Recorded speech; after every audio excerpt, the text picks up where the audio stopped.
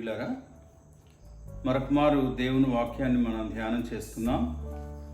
గత వారం పౌలు రోమీయులకు రాసిన పత్రికలో నుంచి 12వ అధ్యాయం 3వ వచనం నుండి 21వ వచనం వరకు ఉన్న విషయాల్ని మనం మాట్లాడుకుందామని చెప్పాను. అందులో గత వారంలో 3వ వచనం నుండి 8వ వచనం వరకు క్రీస్తు యొక్క శరీరం అని ఎంచబడిన సంఘానికి సంబంధించి అవసరమైన వాక్యాల్ని 3వ వచనం నుండి 8వ వచనం వరకు మనం ధ్యానం చేసాం.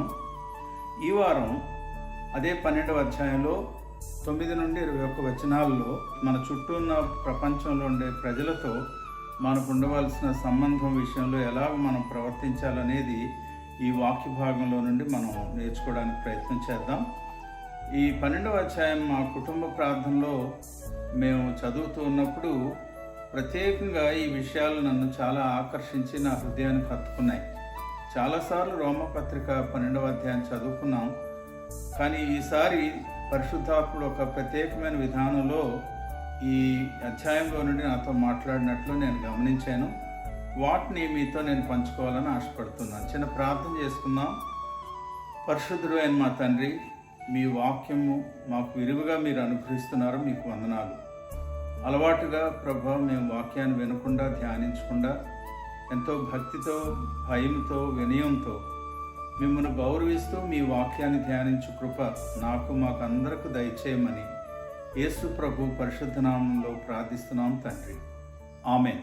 ప్రియులారా, ఇప్పుడు 9వ వచనం నుండి మనం కొన్ని విషయాల్ని 21వ వచనం దాకా త్వరగా చూడడానికి మనం ప్రయత్నం చేద్దాం. ఒకసారి 12వ అధ్యాయంలో రోమపత్రిక 12వ అధ్యాయం 9వ వచనాన్ని నేను చదువుతున్నాను. మీరు కూడా బైబిల్ తెరిచి నాతో పాటు ఈ వచనాలను చూడాలని మీకు మనం చేస్తూ ఉన్నాను. 12వ అధ్యాయంలో 9వ వచనంలో పౌలు చెప్తున్న మాటలు ఏంటంటే, మీ ప్రేమ నిష్కపటమైనదై ఉండవలను, చెడ్డదానిని అసహించుకొని మంచిదానిని హత్తుకొని ఉండుడి అన్నాడు. 2 విషయాలు ఈ 9వ వచనంలో మనం గమనించగలం.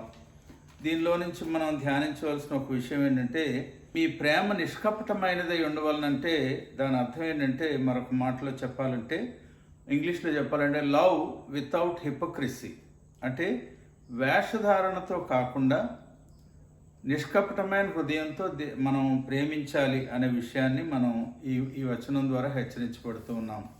ఎందుకంటే ప్రేమని అనేక రకాలుగా, అనేక రీతులుగా మనం ఇతరుల పట్ల మనం కనపరిచే ప్రయత్నం చేస్తూ ఉంటాం. ఒకవేళ హృదయంలో వారి పట్ల సరైన భావం మనకు లేకపోయినా పైకి చాలా నవ్వుతూ, లేకపోతే చాలా గౌరవించినట్టు మాట్లాడుతూ చేయడానికి అవకాశం ఉంది. అందుకనే ఇంగ్లీష్లో దాన్ని లవ్ వితౌట్ హిపోక్రసీ అన్నారు. తెలుగులో దాన్ని మనం చాలా చక్కగా సులువైన పదాల్లో నిష్కపటమైన ప్రేమ అన్నారు. దాని తర్వాత ఏమన్నాడంటే, చెడ్డదానిని మనం అసహించుకొని మంచిదాన్ని హత్తుకోవాలని చెప్తున్నాడు. ఇది చాలా ప్రాముఖ్యమైన విషయం ప్రియులారా.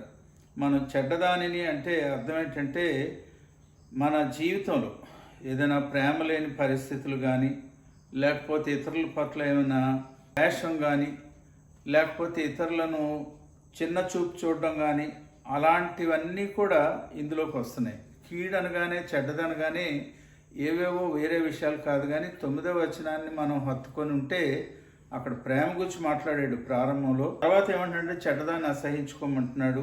అంచేత ఈ విషయాల్లో ప్రేమ లేనితనం, ద్వేషం, ఇతరుల పట్ల హీన భావం, అలాంటివన్నీ కూడా మనం అసహించుకోవాలని మంచిదాన్ని హత్తుకొని ఉండమంటాడు. అంటే అర్థం ఏంటి? మంచిదంటే చెప్పాలంటే ఈ నిజమైన మానవాతీతమైన ప్రేమతో దేవుడు మనల్ని ప్రేమించాడనే ఉద్దేశంతో అటువంటి ప్రేమను మనం ఇతరుల పట్ల కనపరచడమే మంచిదాన్ని హత్తుకొనడం అనే విషయాన్ని మనం గమనిస్తాం. ఇది మన వల్ల సాధ్యం కాని విషయం ప్రియులారా. ఇది కేవలం దేవుని కృప ద్వారానే మనం చేయగలం. అందుకే దేవుడు ఏం చేశాడు చూడండి, రోమాపత్రిక 5వ అధ్యాయంలో 5వ వచనంలో ఆయన మాట్లాడుతూ ఏమంటాడంటే, 2వ భాగంలో, మనకు అనుగ్రహింపబడిన పరిశుద్ధాత్మ ద్వారా దేవుని ప్రేమ మన హృదయములలో కుమ్మరింపబడి ఉన్నది అంటాడు. సంచేత మన శక్యం కాదు నిజంగా ఇతరులను ప్రేమించాలంటే. అది కేవలం దేవుడు తన ఆత్మ ద్వారా మన హృదయాల్లో కుమ్మరించిన ప్రేమ బట్టి మాత్రమే ఈ కార్యం సాధ్యమనే విషయాన్ని మనం అర్థం చేసుకొని దీన మనసుతో మనం ఈ విషయంలో ముందుకు వెళ్ళడానికి ప్రయత్నం చేస్తాం. తర్వాత 10వ వచనంలో ఏమంటాడంటే చాలా విషయాలు చెప్తున్నాడు చూడండి. సహోదర ప్రేమ విషయంలో ఒకని యందు ఒకడు అనురాగము గలవారై ఉండాలంటాడు. తర్వాత ఘనత విషయంలో ఒకరినొకడు గొప్పగా ఎంచుకొనుడి అంటాడు. సో అంచేత ప్రేమ విషయంలో ఒకరి పట్ల ఒకరు ఎలా ఉండమంటాడండి? అనురాగంతో ఉండాలంటాడు. ఈ దినాన అనురాగం అంటే దాని ఇంగ్లీష్లో దాన్ని ఏమన్నారంటే టెండర్ ఎఫెక్షన్ అన్నారు. అంటే చాలా సున్నితమైన హృదయాలతో వారిని మనం ప్రేమించగలగాలి. అది అక్కడ మనం గమనించవలసిన విషయం. సహోదర ప్రేమ విషయంలో ఒకని యందొకడు అనురాగం గలవారై ఉండాలి. అటువంటి ఆత్మ సంబంధమైన ప్రేమతో, సున్నితమైన అనురాగంతో ఇతరులను మనం గౌరవించాలి, లేక వారిని ప్రేమించాలనే విషయం మనకు అర్థమవుతుంది.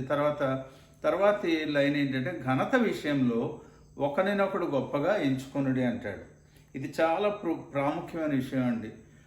ఎంతసేపు నన్నే అందరూ గౌరవించాలని, నాకే అంత ఆపాదించాలనే ఆలోచనలో క్రైస్తవ విశ్వాసులు, సేవకులు, దేవుడు వాడుకుంటున్న వారు అనుకోవడానికి అవకాశం ఉంది. చాలాసార్లు జరుగుతుంది కూడా. అది మీకు ఒక చిన్న విషయాన్ని ఉదాహరణగా నేను చెప్పాలని కోరుతున్నాను. ఒకానొక చోటికి ఒక మంచి పేరున్న ప్రార్థనాపరుడైన మంచి దైవజన్ని మీటింగ్స్ కొరకు పిలిచారు. ఒక ఇంట్లో వారందరూ మాట్లాడుకుంటున్నారు, పక్కనే స్టేజ్ ఉంది, అందరూ టైం అయిందని బయటకు వెళ్తున్నారు. ఈ దైవజనుడు వస్తున్నాడనే ఉద్దేశంతో అక్కడ సభలో ఉన్న వారందరూ లేచి నిలబడి చప్పట్లు కొడుతున్నారు. ఈ దైవజనుడి కంటే ముందు వెళ్తున్న వారు వారు కూడా మంచి దైవజనులు, పెద్దలు. ఈయన ఏం చేశాడంటే వారికి రావాల్సిన ఘనత నేను పొందుకోకూడదని చెప్పి వారిని ముందుంచి ఈయన వారి వెనకాల నిలబడిపోయి, అంటే సభకు ఈయన కనబడకుండా ఆ స్టేజ్ మీదకి ఎక్కినట్టు చూస్తున్నామండి. ఇది నేను చాలా సంవత్సరాల కిందట చదివాను. మళ్ళీ ఈరోజు వాక్యం ధ్యానం చేస్తుంటే ఆ విషయం నాకు జ్ఞాపకం వచ్చిందండి. ఈరోజు ఇతరులను మనకంటే ఘనులుగా మనం ఎంచుకోగలుగుతున్నామా? ఇది చాలా ప్రాముఖ్యమైన, అంటే ఇదంతా ప్రాక్టికల్ క్రిస్టియానిటీ అండి. అంటే మనం జీవితంలో అభ్యాసం చేయవలసిన విషయాలు కదా ఇవి. ఆ విషయాన్ని మనం గమనిస్తాం. తర్వాత 11వ వచనంలోకి వచ్చేటప్పటికి 11వ వచనం చూడండి. అక్కడ ఏమంటాడంటే ఆసక్తి విషయంలో మాంద్యులు కాక ఆత్మయందు తీవ్రత గలవారై ప్రభువును సేవించుడి అంటాడు. ప్రియమైన దేవుని బిడ్డలారా, ఈ దేవుని పరిచర్య లేక ఇతరులకు మనం చేసే పరిచర్య కేవలం ఎవరో మన మీద బాధ్యత పెట్టారనే ఉద్దేశంతో వారిని మెప్పించడానికి చేసేది కాదు. లేకపోతే ఇది మన బాధ్యత కనుక, తప్పనిసరి కనుక చెయ్యాలి కదా అని చేసేది కాదు. అక్కడ ఏమంటాడంటే చాలా జాగ్రత్తగా ఆ విషయాలు మనం గమనిద్దాం. ఆసక్తి విషయంలో మాంద్యులు కాక ఆత్మయందు తీవ్రత గలవారై ప్రభువుని సేవించుడే అంటాడు. బలవంతంగా కాదు, చేయకపోతే ఏమవుతుందని కాదు, లేకపోతే చేస్తే దీవెన వస్తుందని కాదు దేవుని సేవించేది. కానీ మన జీవితంలో, మన హృదయంలో మనం చాలా సమర్పణతో, అంటే బాధ్యతాయుతంగా మనం దేవుని పరిచర్యలో పాల్గొవాలనేది ఈ మాటల్లో మనం చూస్తున్నాం. దీని విషయంలో ఒక చిన్న హెచ్చరిక కూడా మనం నేర్చుకోవడం మంచిదని నాకు అనిపిస్తున్నది. ఇర్మియా గ్రంథంలో 48వ అధ్యాయంలో 10వ వచనాన్ని ఒకసారి చూద్దాం ప్రియులారా. ఇర్మియా గ్రంథం 48వ అధ్యాయం 10వ వచనం. అక్కడ ఏమని రాయబడిందంటే యెహోవా కార్యమును అశ్రద్ధగా చేయువాడు శాపగ్రస్తుడగునుగాక అంటాడు. యెహోవా కార్యమును అశ్రద్ధగా చేయువాడు శాపగ్రస్తుడగునుగాక అంటాడు. అంచేత దేవుని పని, దేవుడు మనకు అప్పగించిన బాధ్యతను శ్రద్ధతో బాధ్యతాయుతంగా మనం చేయాలనేది మరొకసారి ఈ 12వ అధ్యాయంలో రోమాపత్రికలో 11వ వచనంలో మనం చూస్తున్నాం. ఒకవేళ అశ్రద్ధగా చేస్తే దానివల్ల వచ్చే పరిణామం ఏంటో కూడా మనం ఇప్పుడు ఇర్మియా గ్రంథంలో చదువుకున్నాం. తర్వాత మనం చూస్తే 12వ వచనం చూడండి.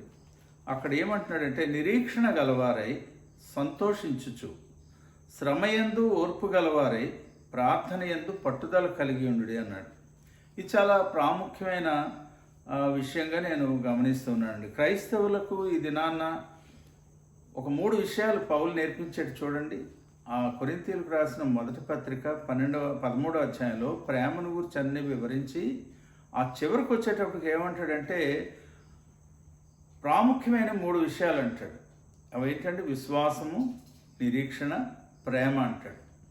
మనం క్రైస్తవ విశ్వాస జీవితంలో నుండి నిరీక్షణను కానీ పక్కకు తప్పిస్తే అసలు మనకు క్రైస్తవ్యానికి అసలు అర్థం ఉండదు కదండి. దేవుడు యేసుక్రీస్తు ద్వారా మనకు అనుగ్రహించిన ఆ నిరీక్షణ విషయంలో మనం ఆనందిస్తున్నామా? ఒకవేళ ఈ లోక సంబంధంగా ఆయా విషయాల గురించి మనం కనిపెడుతూ కొన్నిసార్లు అవి పొందినప్పుడు మన జీవితకాలంలో ఎంతో సంతోషించే పరిస్థితులు ఉన్నాయి. కానీ మన జీవితంలో మనకు ఇంకా గొప్ప నిరీక్షణ ఉందండి. మన నిరీక్షణ ఈ భూమికి మాత్రమే, లేక ఈ భూ పరిధికి మాత్రమే సంబంధించింది కాదు, దీన్ని దాటినది.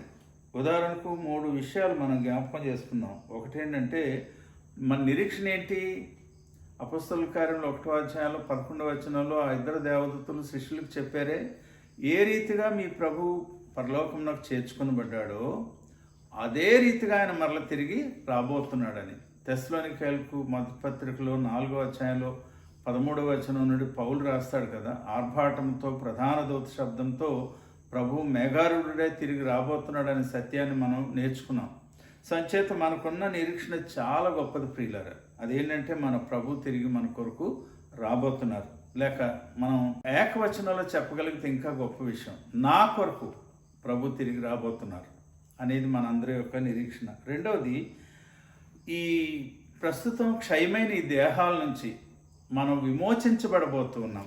అది చాలా ప్రాముఖ్యమైన గొప్ప నిరీక్షణ కదండి. పౌలు కొరింథీయులకు పత్రిక రాస్తూ 15వ అధ్యాయంలో ఆయన చెప్పిన మాటలు మనం గమనిస్తే చూడండి ఏమంటాడు. 53వ వచనంలో క్షయమైన ఈ శరీరము అక్షయతను ధరించుకొనవలసి ఉన్నది అంటాడు. మర్త్యమైన ఈ శరీరము అమర్త్యతను ధరించుకొనవలసి ఉన్నది అంటాడు. సో అంచేత మనకు గొప్ప నిరీక్షణ ఉంది. ఒకవేళ ఈ మధ్యకాలంలో చూడండి కరోనా వచ్చింది, మనందరూ ఎంతో శ్రమ పడ్డాం, చాలామంది, నేను పడ్డాను. ఇది క్షయమైన శరీరం, ఏ క్షణాన్ని ఏమవుతుందో తెలియని శరీరం. కానీ ఒక దినాన ప్రభు వచ్చినప్పుడు మన శరీరాలకు విమోచన రాబోతుందనే విషయాన్ని మనం గమనించాలి. 3వ నిరీక్షణ ఏంటంటే మనల్ని దేవుడు మహిమపరచబోతున్నాడు. అది చాలా గొప్ప అద్భుతమైన విషయం కదండి. దేవుడు యేసుక్రీస్తు ద్వారా మనకు అనుగ్రహించిన గొప్ప దీవెనకరమైన విషయం అది. చూడండి ఒకసారి రోమపత్రిక 8వ అధ్యాయంలో నేను 29-30 వచనాలు కలిపి చదువుతాను చూడండి. ఎందుకనగా తన కుమారుడు అనేక సహోదరులలో జ్యేష్ఠుడగునట్లు దేవుడు ఎవరిని ముందు ఎరిగినో వారు తన కుమారునితో సారూప్యము గలవారవుటకు వారిని ముందుగా నిర్ణయించెను. మరియు ఎవరిని ముందుగా నిర్ణయించెనో వారిని పిలిచెను, ఎవరిని పిలిచెనో వారిని నీతిమంతులుగా తీర్చెను, ఎవరిని నీతిమంతులుగా తీర్చెనో వారిని మహిమపరచెను. ఇదెంత గొప్ప మహిమకరమైన ఒక అనుభవం అండి. అంచేత ప్రభువు తిరిగి వస్తారు, మన శరీరాలకు విమోచన కలగబోతుంది. అంతేకాకుండా దేవుడు తన మహిమలో మనల్ని చేర్చుకోబోతున్నాడు అనే సత్యాన్ని, అది మన నిరీక్షణ ప్రియులారు. దాని గురించి ఏం చేయాలంటాడంటే సంతోషించమంటాడు. బ్యాంక్ బ్యాలెన్స్ ఉందనో లేకపోతే ఇంకేదో సంపాదించేమనో ఈ లోకరీతిగా ఆనందించడం కాదు, కానీ మన నిరీక్షణలో మనం సంతోషించాలి. ఇది నిజంగా రిజాయిసింగ్ ఇన్ అవర్ హోప్, ఇంగ్లీష్లో ఎంత మంచి మాట అండి అది. తర్వాత దానికి సంబంధించి పొడిగిస్తూ ఏమంటాడంటే ఈ లోపల ఇంకొక విషయం కూడా చెప్పాడు. అదేంటంటే శ్రమయందు ఓర్పు గలవారై ఉండాలంటాడు. 3వదిగా ప్రార్థన యందు పట్టుదల కలిగి ఉండాలి. శ్రమయందు ఓర్పు కలిగి ఉండాలి. చూడండి ఒకసారి ఈ శ్రమ ద్వారా మనకు వచ్చే ఆశీర్వాదం ఏంటో నేను వివరంగా చెప్పట్లేదు, కానీ ఒక వచనాన్ని మీకు చూపిస్తాను చూడండి. యాకోబు రాసిన పత్రికలో 1వ అధ్యాయంలో 2-3 వచనాలు మనం చూద్దాం. 2-3 వచనాలు అక్కడ ఏమన్నాడో చూడండి. నా సహోదరులారా, మీ విశ్వాసం నాకు కలుగు పరీక్ష ఓర్పును పుట్టించునని ఎరిగి మీరు నానా విధములైన శ్రమలలో పడినప్పుడు, మీకు శోధనలు అని ఉంటుంది కానీ అది యాక్చువల్గా శ్రమలు, మీరు నానా విధములైన శ్రమలలో పడినప్పుడు అది మహానందమని ఎంచుకొనుడి అంటాడు. మనం సాధారణ క్రైస్తవ అనుభవం ఏంటంటే శ్రమ వస్తుందంటే బాధపడిపోతాం, రాకుండా ఆపమంటాం. శ్రమ వస్తే నాకే ఏదో వచ్చేసిందనే బాధలో మనం ఉండిపోయే ప్రయత్నం చేస్తాం. కానీ ఇక్కడ ఏమంటాడంటే మీరు నానా విధములైన శ్రమలలో పడినప్పుడు అది మహానందమని ఎంచుకొనుడి అంటాడు. ఈ దేవుని బిడ్డలందరినీ నడిపించిన పరిశుద్ధాత్ముడు ఆయా రీతులుగా ఒకే ఆలోచనను వారికి నేర్పిస్తున్నట్లు ఈ మాటల్లో మనం చూడగలం. అంచేత ఇది మనం గమనించాల్సిన ఒక ముఖ్యమైన విషయం ఏంటంటే, ఈ దీర్ఘశాంతం లేక ఓర్చుకోవడం ద్వారా, మన ఈ శ్రమలలో మనం ఓర్చుకోవటం ద్వారా మన శ్రమలు ఒక దినాన్న మనల్ని మహిమలోనికి అవి మార్చబోతున్నాయనే సత్యాన్ని కూడా మనం ఇప్పుడు యాకోబు రాసిన పత్రికలో మనం నేర్చుకోగలుగుతున్నాం. తర్వాత ఇంకో ఆఖరి మాట ఏంటంటే 12వ వచనంలో ప్రార్థన యందు పట్టుదల కలిగి ఉండుడి అన్నాడు. ఈ ప్రార్థనలో పట్టుదల కలిగి ఉండడం గురించి చాలా విషయాలు చెప్పొచ్చు. మనకు మత్తయి సువార్త 26వ అధ్యాయంలో గెత్సేమనే తోటలో ప్రభు శోధనకు ముందు ఆయన ఎలా ప్రార్థించారో, శిష్యులు ఏం చేశారో మనకు తెలుసు. ఆఖరికి ఆయన వచ్చేయమంటారంటే 26వ అధ్యాయంలో 41వ వచనంలో, మీరు శోధనలో ప్రవేశించుకున్నట్లు మీరు మెలకుగా ఉండి ప్రార్థన చేయండి అంటాడు. ప్రార్థనలో పట్టుదల చాలా అవసరం. లూకాసు వార్త 18వ అధ్యాయంలో కూడా మనం ఆ మాటలు చూస్తాం. విసుకక ప్రార్థన చేయాలని. మనం ప్రార్థించేటప్పుడు, యేసు నామంలో మనం ప్రార్థన చేసేటప్పుడు, ఇది చాలా నేను నేర్చుకున్న ప్రాముఖ్యమైన సత్యం. ఇది నేను మీ ముందు పెడుతున్నాను. మనం యేసు నామంలో, ప్రభు అయిన యేసు నామంలో ప్రార్థించే ప్రతిసారి కూడా మనం సర్వశక్తిమంతుడైన దేవుని ముందుకు మనం చాలా సమీపంగా వస్తున్నామనే సత్యాన్ని మనం గుర్తించాలి. ఎప్పుడో చాలా కాలం క్రిందట నేను నేర్చుకున్న సత్యం ఇది. మరొక మారు అంటే అది ఇంకొక రకంగా మీతో చెప్తాను చూడండి. మనం మోకరించేది అది పూరిపాకలో కానీ, లేకపోతే గచ్చు మీద కానీ, లేకపోతే బురదలో కానీ, లేకపోతే ఏసీ రూమ్లోనున్నా సరే, మనం స్ట్రెయిట్గా ఎక్కడుంటున్నాం ప్రార్థన సమయంలో. చాలామంది క్రైస్తవులకి ఈ విషయాన్ని తెలియదు. చాలాసార్లు అమాయకంగా మనం ఏం ప్రార్థన చేస్తామంటే, ప్రభువా మా మధ్యకి రండి, ప్రభువా నా దగ్గరికి రండి అంటూ ఉంటాం. అసలు మనం ప్రార్థన చేసేటప్పుడు మనం ఎక్కడికి వెళ్తున్నాం? దేవుని కృపాసనమునకు వెళ్తున్నాం. అది చాలా ప్రాముఖ్యమైన సత్యం అండి. ఆ విషయాన్ని మనం నేర్చుకోవడానికి ప్రయత్నం చేద్దాం. పిల్లలు, మనం హెబ్రీ పత్రిక 4వ అధ్యాయం కనుక చూస్తే అక్కడ చక్కని మాటలు మనం గమనిస్తాం. 14వ వచనం నుండి, ఆకాశ మండలము గుండా వెళ్ళిన దేవుని కుమారుడైన యేసు అను గొప్ప ప్రధాన యాజకుడు మనకు ఉన్నాడు కనుక మనము ఒప్పుకొనిన దానిని గట్టిగా చేపట్టుదాము. మన ప్రధాన యాజకుడు మన బలహీనతల యందు మనతో సహానుభావము లేనివాడు కాడు గాని, సమస్త విషయముల్లోనూ మన వల్లనే శోధింపబడినను ఆయన పాపము లేనివాడుగా ఉండెను. ఈ తర్వాత వచనం చూడండి, 16వ వచనం. మనం ప్రార్థన చేసేటప్పుడు ఎక్కడికి వెళ్తున్నామో చూడండి. గనుక మనము కనికరింపబడి సమయోచితమైన సహాయం కొరకు కృప పొందినట్లు ధైర్యముతో కృపాసనమునొద్దకు చేరుదము. ధైర్యముతో కృపాసనమునొద్దకు చేరుదము. పాత నిబంధనతో పరిచయం ఉన్న మనకి ఒక విషయం బాగా జ్ఞాపకం రావాలి. ఈ కృపాసనం ఎక్కడుంది? అది అతి పరిశుద్ధ స్థలంలో ఉంది. యేసు ప్రభు వారు సిలువలో మరణించినప్పుడు ఆ తెర పైనుండి క్రిందికి దింపబడినట్లు మనం చూసాం కదా.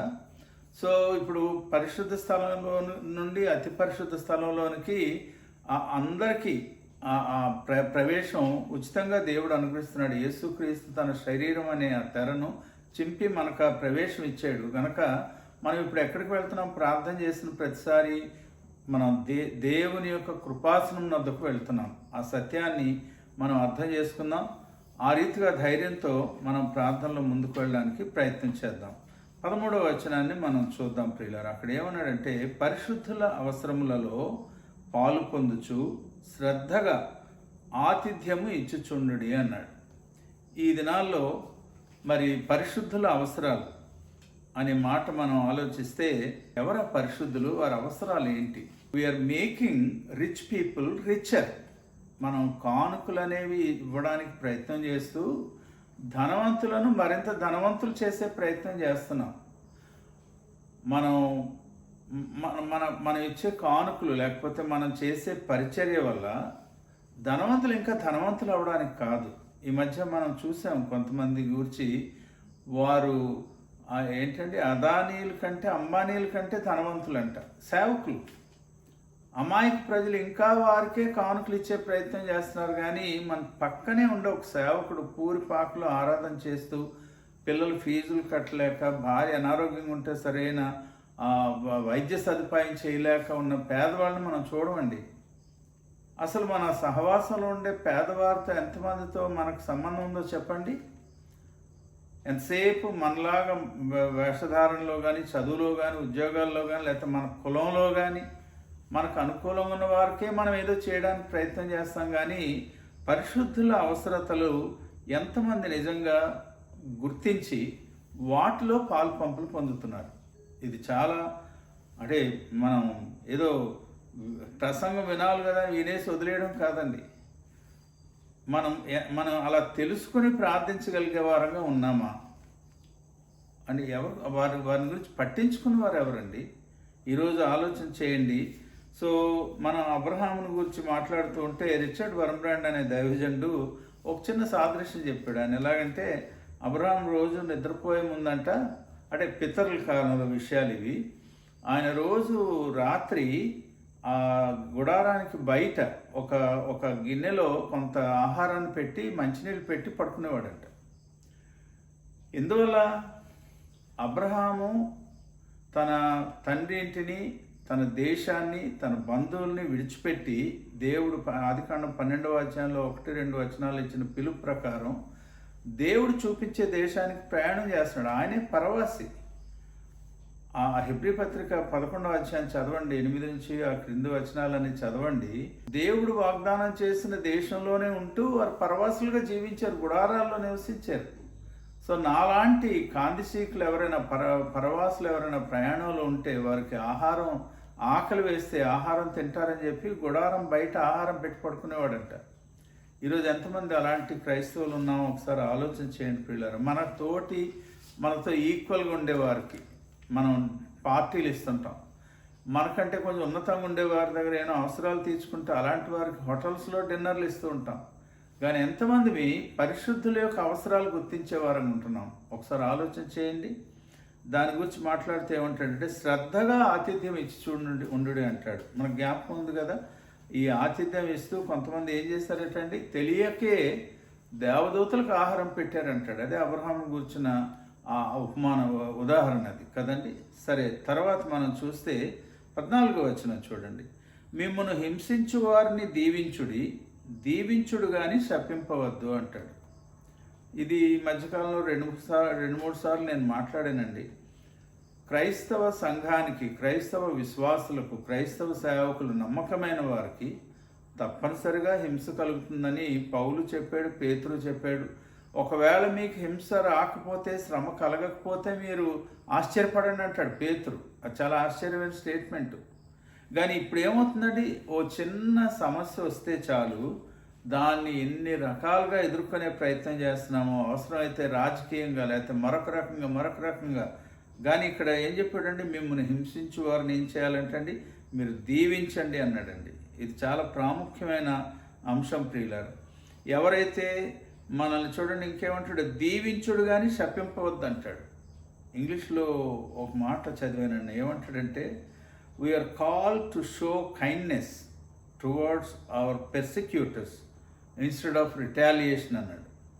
ప్రియమైన దేవుని బిడ్డలారా, మనల్ని శ్రమ పెట్టే వారికి ఎదురు తిరిగి వారిని మనం శ్రమ పెట్టే ప్రయత్నం చేయకుండా వారి పట్ల దయ చూపించాలి అంటాడు. నేను రిచర్డ్ వర్మ్బ్రాండ్ గారు రాసిన ఆ డైలీ డివోషన్స్లో ఒక చిన్న విషయం చదివానండి.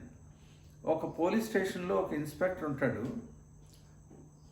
ఆయన ఏదో పని చేసుకుంటున్న సమయంలో ఒక 12 ఏళ్ళ అబ్బాయి వస్తాడు అక్కడికి. అబ్బాయి చేతిలో గులాబీ పువ్వు ఉంటుంది. ఈ ఇన్స్పెక్టర్ అడుగుతాడు, ఏంటి అబ్బాయి నువ్వు ఎవరు అంటే ఏం చెప్తాడు తెలుసండి అబ్బాయి, సార్ నిన్న మీరు మా అమ్మని మా నాన్నగారిని జైల్లో పెట్టారు క్రైస్తవులనే ఉద్దేశంతో, కమ్యూనిస్ట్ వారు మీరు. ఈరోజు మా అమ్మ బర్త్డే. ప్రతి సంవత్సరం నేను ఎదిగిన దగ్గర నుంచి మా అమ్మ బర్త్డే రోజు గులాబీ పువ్వు ఇవ్వడం, నాకు ప్రజెంట్ చేయడం నాకు అలవాటు. మరి మీరు మా అమ్మని జైల్లో పెట్టారు కదా, మా అమ్మ లేదు కదా, అంచేత మీకే ఇస్తున్నాను ఈ గులాబీ పువ్వు. మీరు ఇంటికి వెళ్ళినప్పుడు మీ వైఫ్కి ఇచ్చి నేను బహుమానంగా ఇచ్చానని చెప్పండి అన్నాడంట. ఇలాంటి స్టోరీస్ మీరు ఎక్కడ వింటారండి పిల్లలు? ఇదండి దయ అంటే ఏంటో, కనికరం అంటే. చిన్నపిల్లడు, వారి తల్లిదండ్రులు జైల్లో ఉన్నారు ఇతని వల్ల, కానీ ఆయన దగ్గరకు వచ్చి దయ చూపించి మాట్లాడాడంటే మనం ఇంకెంత నేర్చుకోవాలో ఒకసారి ఆలోచించండి. ఏమంటాడు చూడండి, దీవించుడు కానీ శపింపవద్దు అంటాడు. ఆ మధ్య నేను విన్నానండి ఒక విషయం. ఒక పాస్టర్ గారి అబ్బాయి ఇంకొకరి దగ్గర ఇల్లు కొన్నారంట. వాళ్ళు ఒక 5 లక్షలు బాకీ పెట్టి రిజిస్ట్రేషన్ చేయించుకున్నారు. ఆ పాప అమ్మిన వారు చాలా బాధపడుతూ మా డబ్బులు మాకు ఇవ్వండి అని అడుగుతుంటే పాస్టర్ గారు అబ్బాయి అన్నాడంటే వాళ్ళ దగ్గరికి వెళ్ళి ఒకరోజు, మీరు గట్టిగా ఎన్నిసార్లు అడిగితే మీకు కీడు జరుగుతుంది, జాగ్రత్త. మా నాన్నగారు ప్రార్థన చేస్తే మీకు చాలా అపాయం వస్తుంది, అంచేత మీరు మాట్లాడకండి అంటే వాళ్ళు నోరు మూసుకున్నారండి. ఇదండి మన క్రైస్తవ సాక్ష్యం. సో అంచేత ఆలోచన చేయండి. తర్వాత ఏమంటున్నాడో చూడండి ప్రియులారా, మీరు ఇంకా ఏమన్నాడు, సంతోషించు వారితో సంతోషించుడి 15వ వచనంలో. తర్వాత ఏడ్చువారితో ఏడువుడి. అసలైన విషయం ఏంటంటే ఒకరితో ఒకడు మనస్సు కలిపి ఉండుడి. ఇది చాలా ప్రాముఖ్యమైన విషయం అండి. ప్రియమైన దేవుని బిడ్డలారా, మనం ఏడ్చువారితో ఏడవగలుగుతున్నామా? ఒకవేళ సంతోషించే వారితో సంతోషిస్తున్నామేమో, కానీ కొన్నిసార్లు అక్కడ కూడా కొంత అసూయ వచ్చేస్తుంది. వారు సంతోషిస్తుంటే మనకి సంతోషం రావట్లేదు, మనం అసూయపడే పరిస్థితిలో ఉన్నామేమో. సంతోషించే వారితో సంతోషించమన్నాడు, దుఃఖపడే వారితో దుఃఖపడమన్నాడు. ప్రియమైన దేవుని బిడ్డలారా, ఈ చిన్న మాట మీరు వినుంటారు. మీరు ఒకవేళ ఎవరైనా సంతోషించే వారితో సంతోషిస్తే అక్కడ సంతోషం రెట్టింపు అవుతుంది. ఒకవేళ దుఃఖపడే వారి దగ్గరికి వెళ్ళి మీరు కనుక వారితో కలిసి వారిని అర్థం చేసుకుని వారిని కొంచెం ఓదార్చగలిగితే వారు తమ దుఃఖాన్ని మనతో పంచుకుంటారు కదండి. అప్పుడు వారి దుఃఖం సగం అయిపోద్దంట. ఎప్పుడైనా ఆలోచించారు ఈ విషయం? ఒకవేళ ఎవరైనా శ్రమలో ఉంటే సంతోషించే వారితో సంతోషించడం సులువు అండి. కానీ శ్రమలో, కష్టంలో, విచారంలో ఉన్న వారిని వెళ్ళి ఆదరించగలిగే వారిని ఎంతమంది ఒకసారి ఆలోచన చేయండి ప్రియులారా. ఆ మాట చెప్తూ మళ్ళీ ఇంకొక మాట అన్నాడు, ఏంటంటే మీరు హెచ్చువాటి యందు మనస్సు ఉంచక తగ్గువాటి యందు ఆసక్తులయ్యుండుడి అన్నాడు. ఇది చాలా ప్రాముఖ్యమైన విషయం అండి. సామెతల గ్రంథంలో 3వ అధ్యాయంలో 7వ వచనం, నేను జ్ఞానిని కదా అని నీవు అనుకొనవద్దు. 7వ వచనం, యెహోవా యందు భయభక్తులు కలిగి చెడుతనం విడిచిపెట్టమన్నాడు. అది మీకు మీరే బుద్ధిమంతులు అనుకోకండి అని చెప్పడంలో ఉద్దేశం అది. కానీ దాని పై మాట చెప్పాలి నేను యాక్చువల్గా. అక్కడ ఏమన్నాడంటే, ఒక్కమారు ఈ మాట మనం చూద్దాం ప్రియులారా. అక్కడ ఏమని చెప్తున్నాడంటే 16వ వచనంలో, హెచ్చువాటి యందు మనస్సు ఉంచక తగ్గువాటి యందు ఆసక్తులై ఉండుడి అన్నాడు. సో అంచేత మన జీవితంలో మనం తగ్గించుకోవడం అనేది ఎలా ఉంటుంది అనేది మనం నేర్చుకోవాలి. ఈ మధ్యకాలంలో ఒక డైలీ డివోషన్ చదువుతూ ఉంటే లేక ఒక కామెంటరీ చదువుతుంటే అందులో ఒక ఉదాహరణ నేను చదివానండి. ఇది నాకు చాలా బాగా నచ్చింది.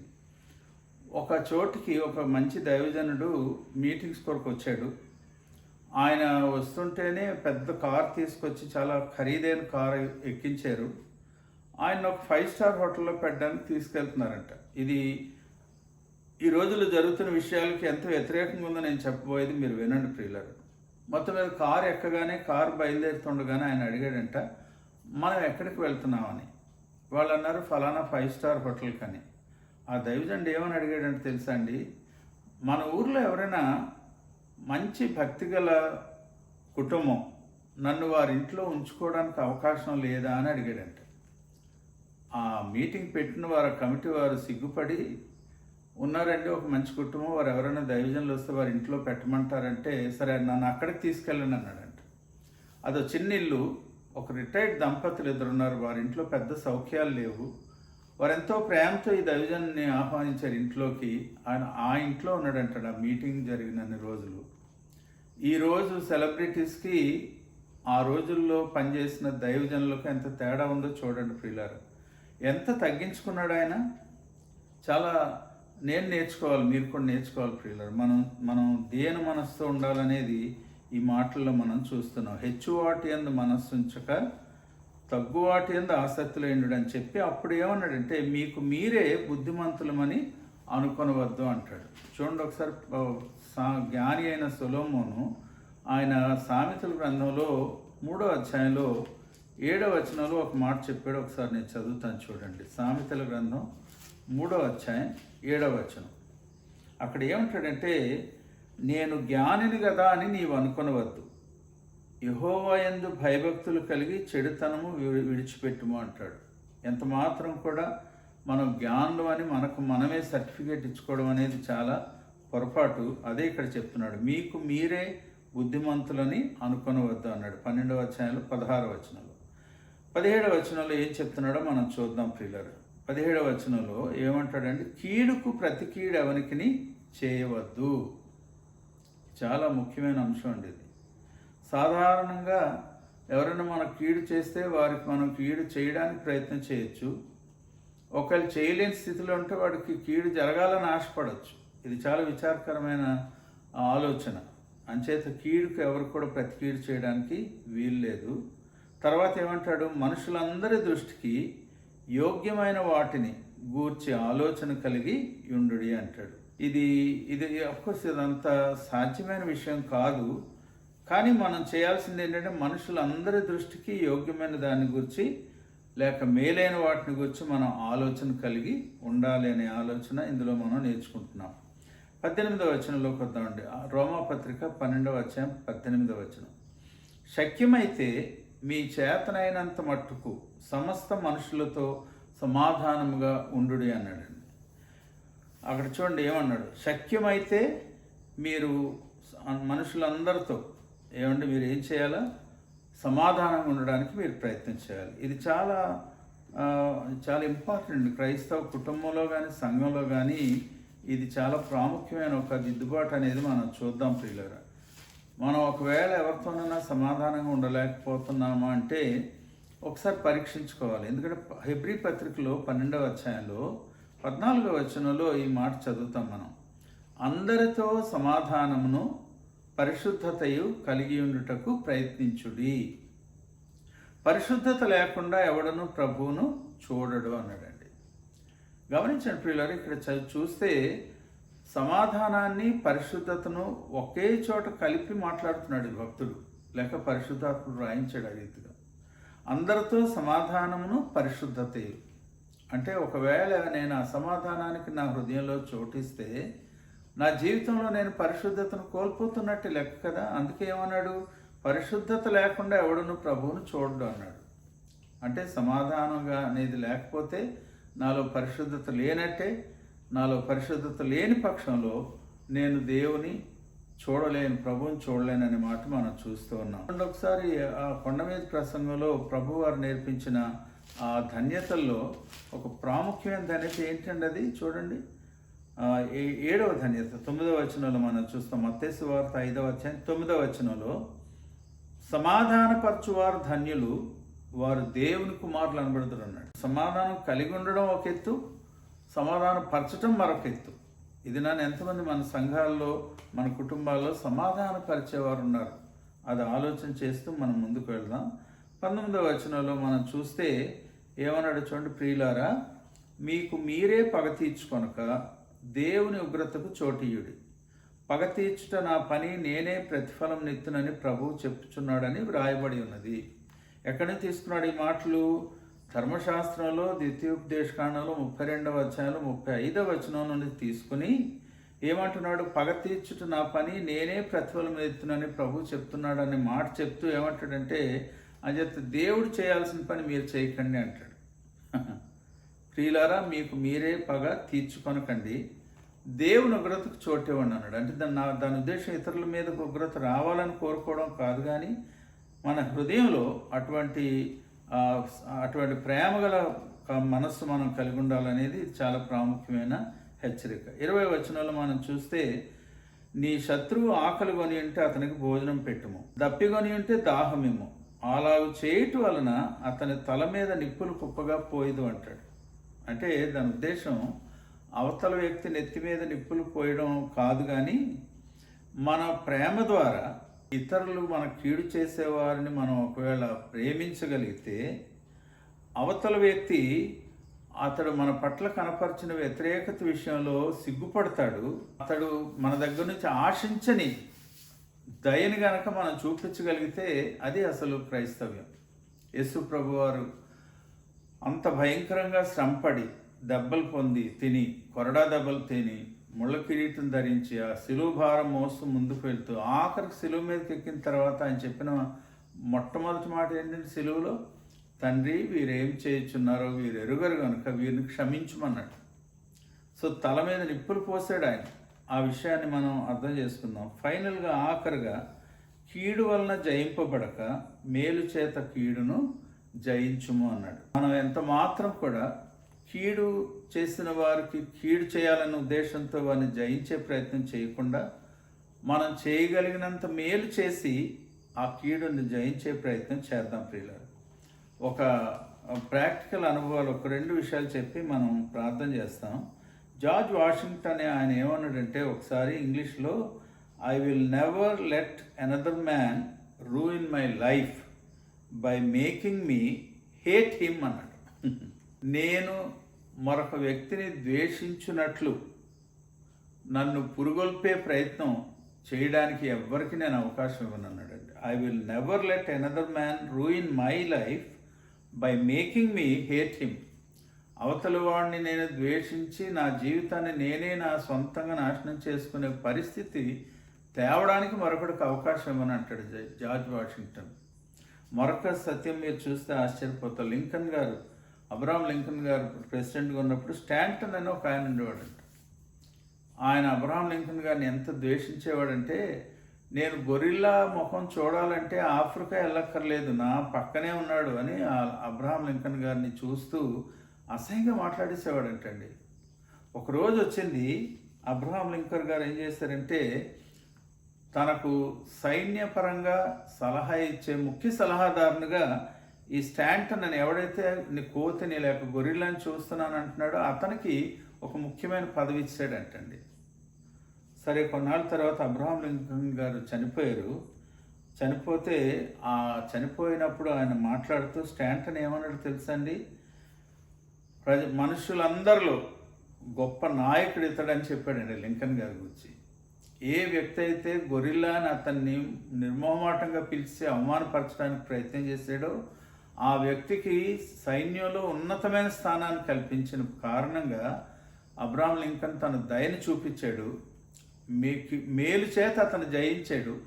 అబ్రహాం లింకన్ గారు చనిపోయినప్పుడు ఆ వ్యక్తి అంటాడు, మనుషులందరిలో ఘనమైన వ్యక్తి ఎవరంటే ఇది ఇక్కడే ఉన్నాడని అబ్రహాం లింకన్ బాడీ వైపు చూసి చెప్పాడు అంటాడు. ప్రేమ ఎప్పటికన్నా సరే జయిస్తుందనేది ఈ విషయాల్లో మనం నేర్చుకుంటున్నాం. యేసు ప్రభు ఆ విధంగానే ప్రేమించాడు ఆయన. మనం కూడా ఆ రీతిగా ప్రేమిద్దాం. ఈ 12వ అధ్యాయం మన జీవితానికి ఒక చక్కని రూల్ బుక్ లాంటిదండి. నేను చాలా విషయాలు నేర్చుకున్నాను. ఇంకా నేను ధ్యానం చేస్తాను దీని గురించి. మీరు కూడా నా కొరకు ప్రార్థన చేయండి. మనం ప్రార్థన చేద్దాం. పరిశుద్ధుడా, ప్రేమగల తండ్రి, ఎన్నో విలువైన వాక్య సత్యాలను రోమాపత్రిక 12వ అధ్యాయంలో నుంచి నాకు మీరు నేర్పించారు. ఈ విషయాలు అనేక సార్లు మీ బిడ్డలు వినుంటారు. ఆయన మరొకసారి ఈ రీతిగా మేము వాక్యాన్ని పంచుకుంటుండగా వారి హృదయాల్లో కూడా మీ కార్యం జరిగించమని యేసు నామంలో ప్రార్థిస్తున్నాం తండ్రి. ఆమేన్. మన తండ్రి అయిన దేవుని ప్రేమ, ప్రభు అయిన యేసు క్రీస్తు యొక్క కృప, పరిశుద్ధాత్మ దేవుని దీవెన సదాకాలము మీకు తోడేండి నడిపించునుగాక. ఆమేన్.